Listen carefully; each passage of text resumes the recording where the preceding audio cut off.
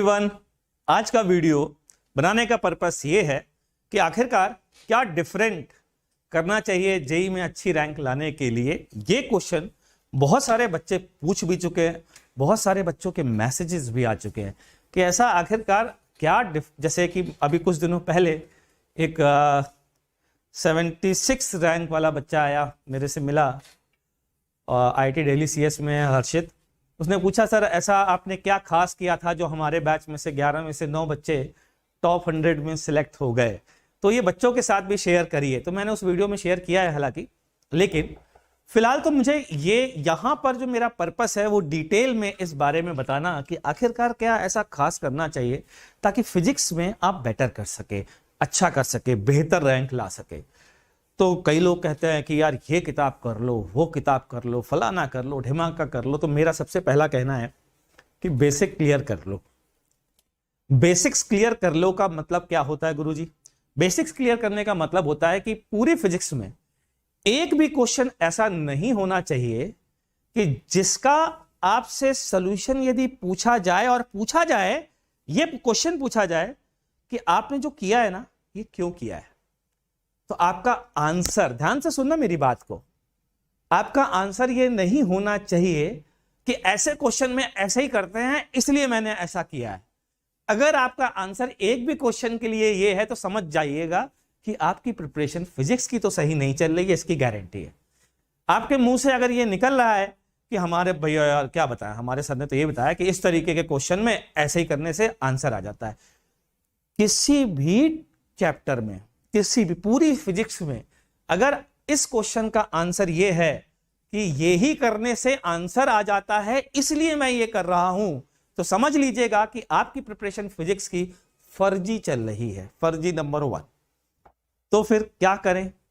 करेंगे हर क्वेश्चन का आंसर, जितने भी सॉल्यूशन आपको आते हैं, जितने भी आपने क्वेश्चन किए हैं, पहली बात तो वो ज्यादा होने चाहिए। और कैसे कि कोई भी सॉल्यूशन में आपसे अगर मैं पूछूं या कोई भी पूछता है कि आपने जो ये किया है ना, ये क्यों किया है, तो आप बता सकें कि यार ऐसा है ना जी, कि जब भी ऐसी ऐसी सिचुएशन होती है तो जाहिर सी बात है कि हमारे पास सिर्फ और सिर्फ वर्क, जैसे फॉर एग्जांपल आपने कहीं वर्क एनर्जी थ्योरम लगाई और आपसे पूछा कि यार क्यों लगाई, तो आपने कहा कि सिंपल सी बात है, पोजीशन वर्सेस वेलोसिटी की बात हो रही है। और जब भी पोजीशन वर्सेस वेलोसिटी की बात होती है, टाइम नहीं पूछा जाता, तो work energy theorem is a good tool. तो इसलिए मैं वर्क एनर्जी थ्योरम अप्लाई कर रहा हूं। इस तरीके से आंसर होना चाहिए। आप हिंज फोर्स कैलकुलेट कर रहे हैं रोटेशन में, आपसे पूछा गया कि यार आपने ये बताइए, स्टार्टिंग करते ही आपने टॉर्क एनालिसिस क्यों की, तो आपका आंसर ये नहीं होना चाहिए क्योंकि ऐसा करने से आंसर आ जाता है। आपका आंसर होना चाहिए इसलिए ताकि मैं अल्फा निकाल सकूं। तो लोग पूछेंगे अल्फा क्यों निकाल सके, तो आप आंसर देंगे ताकि मैं सेंटर ऑफ मास का एक्सीलरेशन निकाल सकूं। तो लोग पूछेंगे आप ऐसा कैसे सोच लिया, सेंटर ऑफ मास के एक्सीलरेशन की क्या जरूरत है, तो आप कहेंगे क्योंकि फोर्स पूछा गया है, हिंज फोर्स पूछा गया है, और फोर्स से रिलेटेड एक ही इक्वेशन है, पता है क्या, F external equals to MACM। तो सेंटर ऑफ मास का एक्सीलरेशन चाहिए, तो हर बात का आंसर होना चाहिए। आपने इस जगह मोमेंटम कंजर्वेशन या F external equals to DP system by DT क्यों लगाया, तो आपके पास होना चाहिए कि यहां पर पार्टिकल अलग अलग डायरेक्शन में जा रहे हैं, तो यहां सिस्टम ऑफ पार्टिकल्स है, और सिस्टम ऑफ पार्टिकल्स के लिए F external equals to DP system by DT लगता है, इसलिए मैंने ऐसा सोचा। तो हर क्वेश्चन के लिए मेरा मानना यह है कि आपके पास आंसर होना चाहिए कि आप जो भी अप्लाई कर रहे हैं बच्चों, वो क्यों कर रहे हैं। सर ये कैसे पता चलेगा? कुछ और एग्जाम्पल्स। सबसे बढ़िया तरीका मुझे जो लगता है ना, मतलब इस तरीके से क्वेश्चन सॉल्व करने के लिए, वो है इरोडो। आप इरोडो को सॉल्व करिए और इरोडो को सॉल्व करके उसके क्वेश्चन को पूरा जस्टिफाई करिए, पूरा एक्सप्लेन करिए कि आखिरकार जो ये सोचा है वो क्यों सोचा, जो ये लगाया है वो क्यों लगाया।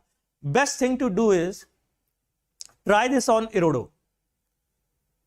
आप उसके लिए कुछ एग्जांपल्स देखना चाहते हैं कैसे सोचा जाता है, तो मैं इरोडो के सॉल्यूशन की सीरीज ला रहा हूं इसी चैनल पर। ऑलरेडी काइनेमैटिक्स के बहुत सारे क्वेश्चंस के सॉल्यूशन में दे चुका हूं, अभी मैं न्यूटन्स लॉज ऑफ मोशन के दे रहा हूं, और उन क्वेश्चंस में बच्चों मैं यही बताता हूं कि आखिरकार मैंने ये कैसे सोचा, एक बात। दूसरा, एक्सटेंशन, मतलब जेई क्या पूछ सकता है, ध्यान रखना, बहुत इंपॉर्टेंट है। जेई में अच्छी रैंक लाने को जो मेरे से पूछा जाता है ना कि ऐसी क्या खास बात है जो अच्छी रैंक लाने के लिए करनी चाहिए, वो सबसे खास बात यह है कि इरोडो के क्वेश्चन करें और उनके एक्सटेंशन दिमाग में सोचें, प्लस वो कैसे अप्लाई किए, उनकी एल्गोरिथम क्लियर होनी चाहिए। ये सारी चीजें मैं अपनी इरोडो की सीरीज में ला रहा हूं, तो वो ला रहा हूं प्लस ला चुका हूं, तो वो सीरीज आप देखें, इस चैनल को सब्सक्राइब करें, उस सीरीज को देखें, उसके वीडियोस को देखें और सीखने का प्रयास करें। लेकिन मेरी रिक्वेस्ट है, कॉपी पेन लेके बैठिएगा, बिना कॉपी पेन के उन सॉल्यूशंस को देखने का फायदा नहीं है। तो कॉपी पेन लेके बैठिएगा, पहले खुद ट्राई करिएगा, उसके बाद जो मैंने उसमें सॉल्यूशन दिए हैं उनको देखिएगा। ये गारंटी है कि आपको मजा आएगा और आपको बहुत सारी नई चीजें सीखने को मिलेगी। तो उम्मीद करता हूं कि आप इरोडो सॉल्व करना शुरू करेंगे और इरोडो के सॉल्यूशंस जो मैंने डाले हैं उनको भी देखेंगे।